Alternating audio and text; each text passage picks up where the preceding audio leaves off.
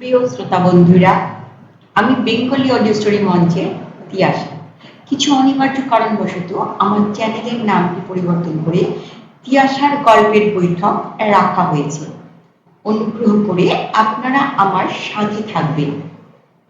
তিয়াশার গল্পের বৈঠকের আজকের নিবেদন হালখাতার খাওয়া দাওয়া, লিখেছেন নারায়ণ গঙ্গোপাধ্যায়। শুরু করছি আজকের গল্প পাঠ হালখাতার খাওয়া দাওয়া।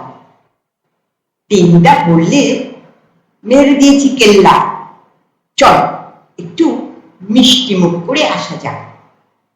মিষ্টি মুখ করতে আপত্তি আছে? এমন অপবাদ ফেলারামের শত্রুরা দিতে পারবে না। তবে টেনিদার সঙ্গে যেতে আপত্তি আছে একটু। ওর মিষ্টি মুখ মানে আমার পকেটটি ফাঁকা। টেনিদা যখনই বলেছে চল পেলা, বঙ্গেশ্বরী মিষ্টান্ন ভান্ডার থেকে তোকে জলযোগ করিয়ে আনি, তখনই আমার কমসে কম 5টি করে টাকা স্রেফ বরবাদ। মানে রাজভোগগুলো ওই খেয়েছে, আর আমি বসে বসে দু একটা যা খেতে চেষ্টা করেছি সেটাও থাবা দিয়ে কেড়ে নিয়ে বলেছে, এসব ছেলেপুলের খেতে নেই, পেট খারাপ করে। হতে গেলাস 2 জল খেয়ে আমার উঠে আসতে হয়েছে। একেবারে খাঁটি জলযোগ যাকে বলে। তাই টেনিদার প্রস্তাব কানে যেতে আমি 3 পা পেছিয়ে নিলাম। বললাম, আমার শরীর ভালো নেই টেনিদা, আমি এখন মামা বাড়ি যাচ্ছি। টেনিদা খাঁড়ার মতো নাকটাকে খাড়া করে বললে, শরীর ভালো নেই তো মামা বাড়ি যাচ্ছিস কেন? তোর মামা কি ভেটেরিনারি সার্জন যে তোর মতন ছাগলকে পটাক পটাক করে ইঞ্জেকশন দেবে? বেশি পাকামি করিসনি পেলা, চল আমার সঙ্গে। সত্যি বলছি টেনিদা। কিন্তু সত্যি মিথ্যে কিছুই টেনিদা আমার বলতেই দিল না। আমার পিঠে 1500 ওজনের একটা চাঁটি বসিয়ে বললে, কেন বছরকার প্রথম দিনটাতে একরাশ মিথ্যে বলছিস পেলা? কোনো ভাবনা নেই বুঝলি, তোর 1 পয়সাও খরচ নেই, সব পরশময়ী প্রদীপ। পরশময়ী প্রদীপ কে খাওয়াবে? আমাদের মতন অপগণ্যকে খাওয়ার জন্য কার মাথা ব্যথা করেছে শুনি? টেনিদা বললে, তোর মগজে আগে গোবর ছিল, এখন একেবারে নিটোর ঘুঁটে। ওরে গর্ধ, আজ যে হালখাতা, দোকানে গেলেই খাওয়াবে। কিন্তু আমাদের খাওয়াবে কেন? নেমন্তন্ন তো করেনি। সেই ব্যবস্থাই তো করেছি। টেনিদা হে করে হেসে বললে, এই দেখ, বলে পকেট থেকে বের করলে এক গাদা লাল নীল হালখাতার চিঠি। এসব তুমি পেলে কোথায় টেনিদা? আরে আমার চিঠি নাকি, সব কুট্টি মামার। কুট্টি মামা? হ্যাঁ হ্যাঁ, সেই যে গজগোবিন্দ হালদার, তোকে বলিনি, সেই যে ভাল্লুকের নাকে টিকের আগুন দিয়ে পুড়িয়ে দিয়েছিল, সেই কুট্টি মামার অনেক চিঠি এসেছে। তা থেকে কয়েকটা হাত সাফাই করেছি আমি, বুঝেছিস? বিশেষ করে এইটি, বলে একটা লাল রঙের চিঠি এগিয়ে দিল। তাতে নতুন খাতা, মহরত টহরত এইসব বাঁধা গতের তলায় কালি দিয়ে লেখা আছে, প্রিয় গজগোবিন্দ বাবু, অবশ্যই আসবেন, মাংস, পোলাও, দই, রসগোল্লার বিশেষ ব্যবস্থা হইয়াছে। ইতি আপনাদের চন্দ্রকান্ত চাকলাদার, প্রোপাইটার নাসিকা মোহন নস্য কোম্পানি। টেনিদার চোখ চকচক করে উঠল। দেখছিস তো খ্যাটের কেমন ব্যবস্থাপনা, এমন সুযোগ ছাড়তে নেই। তবে একা খেয়ে সুবিধা হবে না, তাই তোকেও সঙ্গে করে নিতে চাইছি। কিন্তু টেনিদা মুখটাকে গন্ডারের মতন করে বললে, আবার কিন্তু কি রে? পটল দিয়ে শিঙি মাছের ঝোল খেয়ে খেয়ে তুই দেখছি একটা পটলের দোলমা হয়ে গেছিস, মাংস পোলাও খেতে পাবি তাতে অত ঘাবড়ে যাচ্ছিস কেন? হ্যাঁ, আমি বলছিলাম হাল খাতায় গেলে নাকি টাকা ফাঁকা দিতে হয়, না দিলেই হলো। দোকানদারেরা এ সময় ভারী জব্দ থাকে, জানিস তো। যত টাকাই পাওনা থাক না কেন মুখ ফুটে চাইতে পারে না। যত খুশি খেয়ার হাসি মুখে বলবে, আর দুটো মিহিদানা দেবো স্যার? চল বেলা, এমন মৌকা ছাড়তে নেই। ভেবে দেখলাম ছাড়া উচিত নয়। আমি টেনিদার সঙ্গই নিলাম। প্রথম দু একটা জায়গায় খুচরো খাওয়া দাওয়া হলো। এক গ্লাস ঘোলের শরবত, দুটো একটা মিষ্টি, এইসব টুকটাক। দোকানদারেরা অবশ্য আর চোখে টাকার থালার দিকে তাকিয়ে দেখছিল আমরা কি দিই। আমরা ওসবে ভ্রুক্ষেপ না করে নিজেদের কাজ ম্যানেজ করে গেলাম। অর্থাৎ যতটা পারা যায় রসগোল্লা, ঘোলের শরবত, ডাবের জল এসব সেটে নিলাম। এক আধজন বেশ বেজার হলো। একজনের গলা তো স্পষ্টই শোনা গেল, 227 টাকা বাকি। গজগোবিন্দ বাবু একটা পয়সাও ছোঁয়ালেন না। আবার দুটো ছোকরা এসে 3 টাকার খাবার সাবড়ে গেলেন। ওসব তুচ্ছ কথায় আমরা কানই দিলাম না, দেওয়ার দরকারই বোধ হলো না। উপরন্তু দুজনে 4টে করে পান নিয়ে নেমে এলাম রাস্তায়। আমি টেনিদাকে বললাম, ওসব ঘোল ফোল খেয়ে পেট ভরিয়ে লাভ কি টেনিদা? তোমার সেই নাসিকা মোহন নস্য কোম্পানিতেই চলো না। বলতে বলতে আমার নোড়ায় প্রায় আছড়ে জল এসে গেল। পোলাওটা যদি ঠান্ডা হয়ে যায় তাহলে খেতে জুত লাগবে না টেনিদা। তাছাড়া বেশি দেরি হলে মাংস আর থাকবে না, কেবল খানকয়ে পাখার হাড়ই পড়ে থাকবে। টেনিদা বললেন, আহা, এই পেটুকটা দেখছি চালিয়ে খেলো। এইসব টুকটাক খেয়ে খিদেটা একটু জমিয়ে নিচ্ছে, তা এটার কিছুতে তোরই সইছে না। মানে আমি বলছিলাম যদি ফুরিয়ে টুরিয়ে যায়। সেও একটা কথা বটে। টেনিদা নাক চুলকে বললেন, আচ্ছা চল যাওয়া যাক। ঠিকানা বাগবাজারের, তাও কি এক গলির মধ্যে। অনেক খুঁজে খুঁজে বের করতে হলো। এই নাকি নাসিকা মোহন নস্য কোম্পানি। দেখে কেমন যেন খটকা লেগে গেল। একটু পুরনো একতলা ঘর, ভেতরে মিটমিট করে আলো জ্বলছে। বাইরে একটা সাইনবোর্ড, তাতে প্রকাণ্ড নাক ওলা লোক এক জ্বালা নস্যি টানছে এমন একটা ছবি। সাইনবোর্ডটা কেমন কাঠ হয়ে ঝুলছে। এরাই খাওয়াবে মাংস পোলাও? বললাম, টেনিদা পোলাও টোলাওয়ের গন্ধ তো পাচ্ছি না। টেনিদা বললে, আছে আছে, সব আছে, চল ভিতরে যাই। ঘরে ঢুকে দেখি একটা ময়লা চাদর পাতা তক্তা বসে দুটো সন্ধ্যা মতন লোক কেলে হাঁড়ির মতো মুখ করে বসে আছে। পাশে একটা কাঁচ ভাঙা আলমারি, তাতে গোটা কয়েক শিশি বোতল, আর কিচ্ছুটি নেই। আমরা কিরকম ঘাবড়ে গেলুম। জায়গা ভুল করিনি তো, কিন্তু তাই বা কি করে? বাইরে স্পষ্ট সাইনবোর্ড ঝুলছে। ওই তো আলমারির গায়ে সাঁটা এক টুকরো কাগজে লেখা রয়েছে, নাসিকা মোহন নস্য কোম্পানি, প্রো চন্দ্রকান্ত চাকলাদার। আমাদের দেখে একটা লোক বাঘাটি গলায় বললে, কি চাই?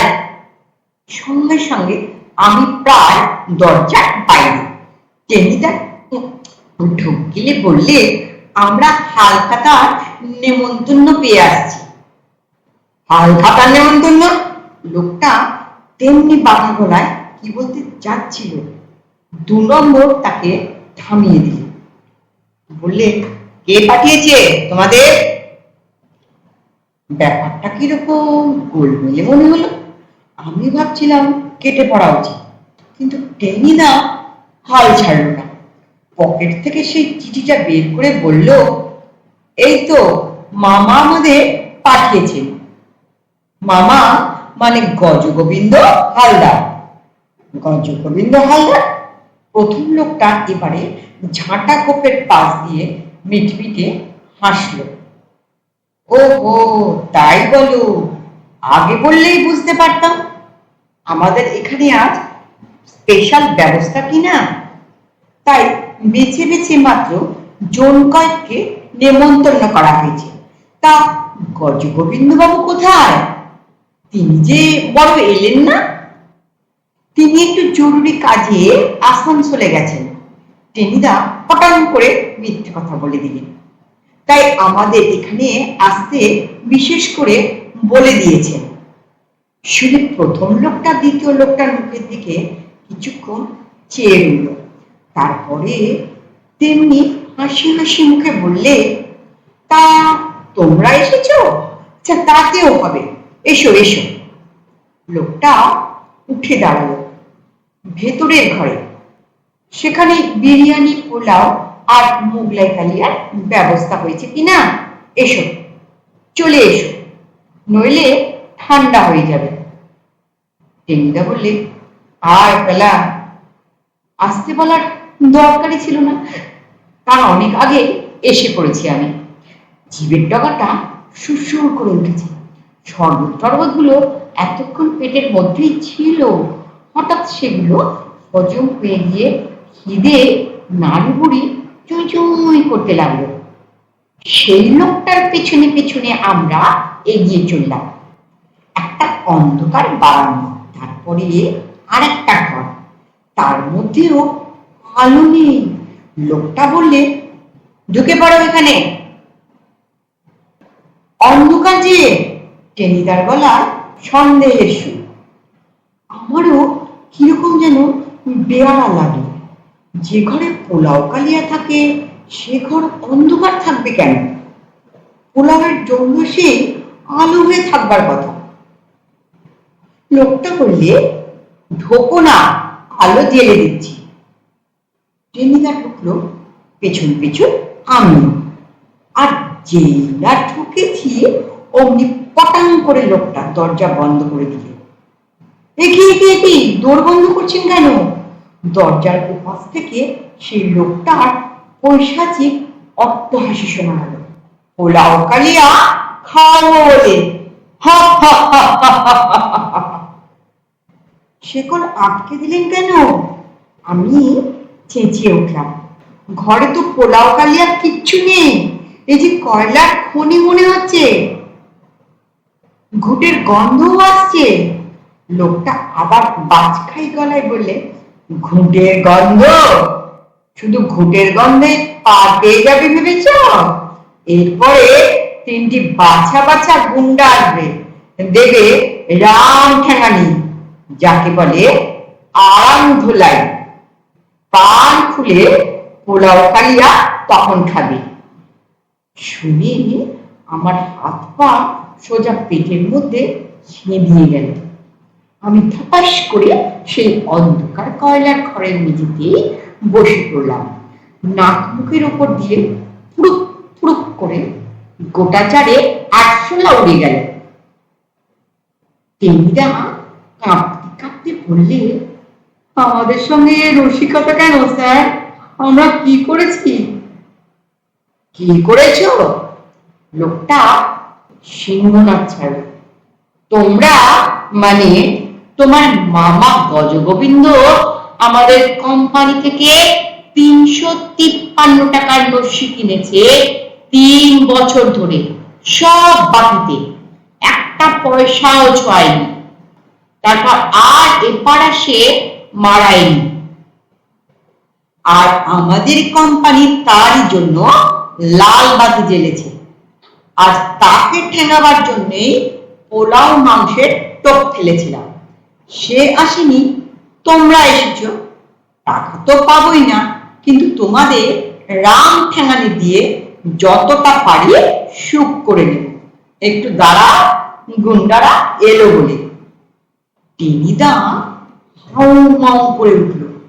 দোহাই স্যার, আমাদের ছেড়ে দিন স্যার, আমরা নেহাত নাবালক, নস্যি টস্যির ধার ধারি না, আমাদের ছেড়ে দিন স্যার। কিন্তু লোকটার আর সাড়া পাওয়া গেল না। দরজার শেকল দিয়ে বেমালুম সরে পড়েছে। গুন্ডা ডাকতে গেছে খুব সম্ভব। আমার পালাজোরের পিলেতে গুড়গুড় করে শব্দ হচ্ছে, বুকের ভেতর ঠান্ডা হিম, চোখের সামনে কেবল পটল, ধুঁদুল, কাঁচকলা এইসবই দেখতে পাচ্ছি। হালখাতার পোলাও খেতে গিয়ে পটল ডাঙার তেলারা নিয়ে এবার পটল তোরবাড়ি জোগাড় হলো। টেনিদা বললে, প্যালারে মেরে ফেললো রে। গলা দিয়ে কেবল করে খানিকটা আওয়াজ বেরোলো। ওরে বাবা, পায়ের উপর দিয়ে ছুঁচো দৌড়াচ্ছে, এরপরে লাঠি দৌড়াবে, আমি অনেক কষ্টে বলতে পারলাম। টেনিদা দরজার উপর দুমদাম করে লাথি ছুটতে লাগলো। দোহাই স্যার, ছেড়ে দিন স্যার, ছেড়ে দিন, আমরা কিচ্ছুটি জানি না স্যার, আমরা নেহাত নাবালক স্যার। হঠাৎ আমার কপালে কিসে ঠোক্কর মারলো। তারপরে কি একটা পানি নাকের উপরে একটা নোংরা পাখার ঘা দিয়ে উড়ে গেল, নির্ঘাত চামচি। বাপরে বলে আমি এক লাফ মারলাম, এক লাফে একটা জানালার কাছে, আর সঙ্গে সঙ্গে আবিষ্কার করলাম জানালার দুটো গড়া দিয়ে ভাঙা, অর্থাৎ গলে বেরিয়ে যাওয়া যায়। টেনিদা তখনও প্রাণপণে ধাক্কাচ্ছে। বললাম, টেনিদা, এখানে একটা ভাঙা জানালা আছে। কই, কোথায়? এই তো, বলে আমি জানলা দিয়ে 2 নম্বর লাফ, আর সঙ্গে সঙ্গে একবারে ডাস্টবিনে রাজ্যের দুর্গন্ধ আবর্জনার ভেতর। টেনিদাও আমার ঘাড়ের উপর এসে করলো পরমুহূর্তে, আর তক্ষুনি উল্টে গেল ডাস্টবিন। আমাদের গায়ে মাথায় পৃথিবীর সব রকম পচা আর নোংরা জিনিস একেবারে মাখামাখি। হালখাতার খাওয়া দাওয়াই বটে, অন্নপ্রাশন থেকে শুরু করে যা কিছু খেয়েছিলাম সব ঠেলা দিয়ে বেরিয়ে আসছে গলার কাছে, কিন্তু বমি করবারও সময় নেই আর। পেছনে একটা কুকুর তাড়া করেছে, কারা যেন বললে, চোর চোর। সর্বাঙ্গে সেই পচা আবর্জনা মেখে প্রাণপণে ছুটতে আরম্ভ করেছি আমরা সোজা বড় রাস্তার দিকে। সেখান থেকে একেবারে গিয়ে গঙ্গায় নামতে হবে। পুরো 2 ঘন্টা চান না করলে গায়ের গন্ধ যাওয়ার সম্ভাবনাই নেই। নমস্কার। গল্পটা যদি ভালো লাগে অবশ্যই একটা লাইক করতে ভুলবেন না, আর আপনাদের যদি কোনো মতামত থাকে তাহলে কমেন্ট বক্সে লিখে জানাবেন।